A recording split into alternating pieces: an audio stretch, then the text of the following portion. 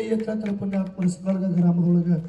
ಹೌದಾ ಇವತ್ತಿನ ದಿವಸ ಬಹಳ ಒಂದ ಒಳ್ಳೆ ವಿಷಯನ್ನ ಆಯ್ಕೆ ಮಾಡಿಕೊಂಡ ಹೌದು ಸೊಲ್ಲಾಪುರ ಜಿಲ್ಲಾ ಅಕ್ಕಲಕೋಟೆ ತಾಲೂಕು ಮಹಾರಾಷ್ಟ್ರದಿಂದ ತಗೊಂಡು ಬಂದಾರಿ ಕಡೆ ಕರ್ನಾಟಕ ಮೇಲೆ ಏಡಿ ಬೌಂಡ್ರಿ ಏರಿಯಾರ.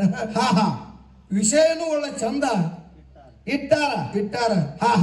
ಏನು ವಿಷಯ ಇಟ್ಟಾರಪ್ಪ ಅಂತ ಕೇಳಿದ್ರ, ಏನು ವಿಷಯ ಇಟ್ಟಾರಿ ಸರ? ಒಂದು ಅರುವ, ಇನ್ನೊಂದು ಮರುವ ಅಂತಕ್ಕಂಥ ವಿಷಯನ್ನು ಇಟ್ಟಾರ. ಹೌದು, ಇವು ಎರಡು ವಿಷಯದ ಒಳಗ ನಮ್ಮ ಉತ್ನಾಳ ಪರಸು ಮಾಸ್ತಾರ ಹೌದು ಒಳ್ಳೆ ಹನುಮಂತಗೌಡರ ಪ್ರಿಯ ಶಿಷ್ಯನದಾನ.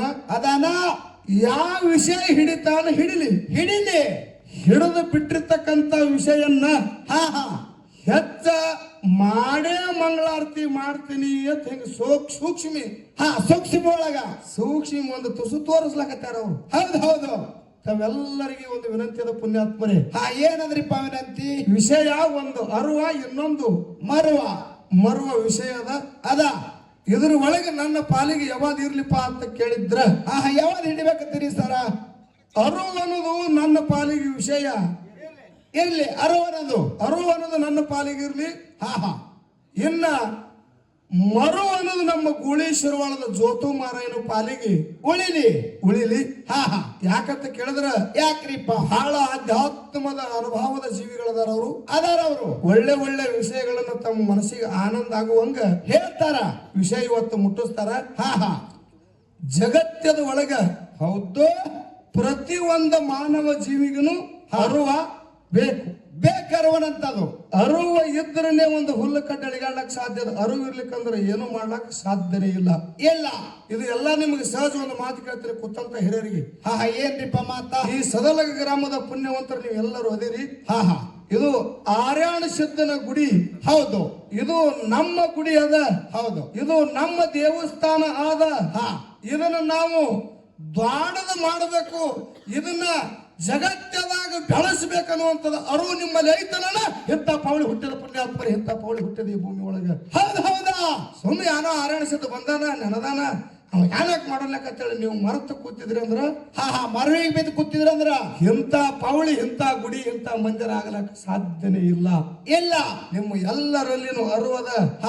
ಈ ಜಗತ್ತದ ಒಳಗ ಹೌದು ದೇವಾನ ದೇವತೆಗಳ ಬಂದ ನಮ್ಮ ಪುಣ್ಯಕ್ಷೇತ್ರದಾಗ ನೆನೆಸ್ಯಾರಂದ್ರ, ಅವ್ರ ಕಾಲಾಗ ನಾವು ಆಳಿನ ಆಳಾಗಿ ದುಡಿಬೇಕಾಗ್ಯದ. ಅವರಿಂದ ನಾವು ಏನಾರ ಪಡ್ಕೋಬೇಕ.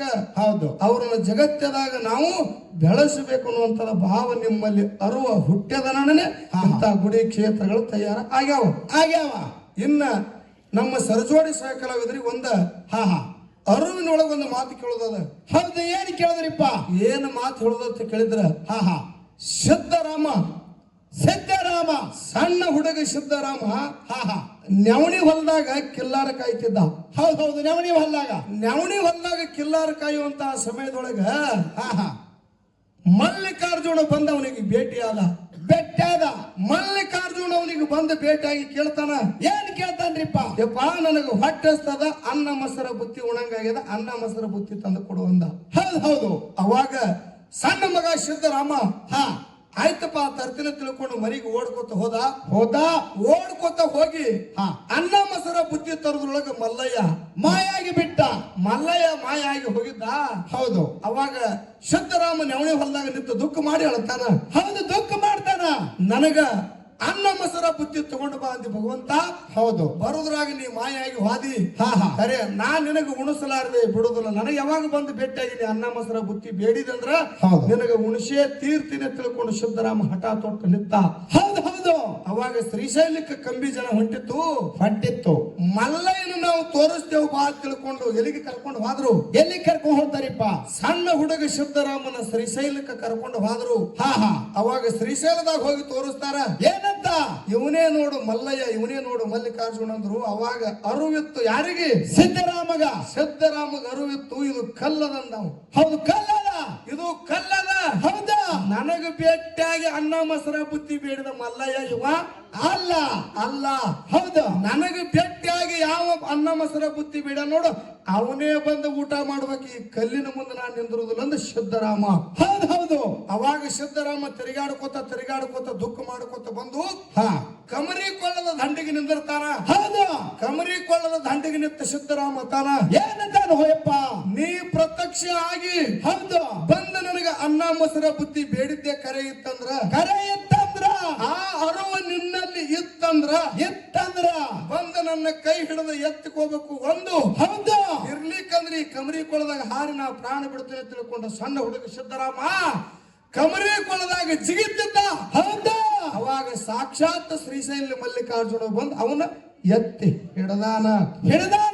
ಶ್ರೀಶೈಲ ಮಲ್ಲಿಕಾರ್ಜುನಗ ಜೇರ ಮಲ್ಲಯ್ಯ ಅರುವುದಿಂದ ಬಂದು ಎತ್ತಿ ಹಿಡಿಲಿಕ್ಕಪ್ಪ ಅಂತಂದ್ರ ಶ್ರೀಶೈಲ ಮಲ್ಲಿಕಾರ್ಜುನ ಎತ್ತಿ ಹಿಡಿಲಿಕ್ಕ ಸಿದ್ದರಾಮ ಎಲ್ಲಿಗೆ ಹೋಗ್ತಿದ್ದ?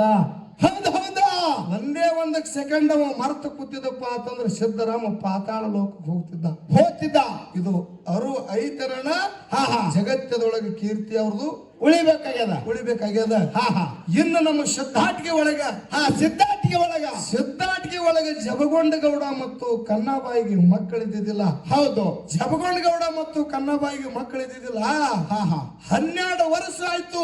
ಹೌದಾ? ಅವರು ಹೊಟ್ಟಿಲೆ ಸಂತಾನ ಇದ್ದಿದ್ದಿಲ್ಲ.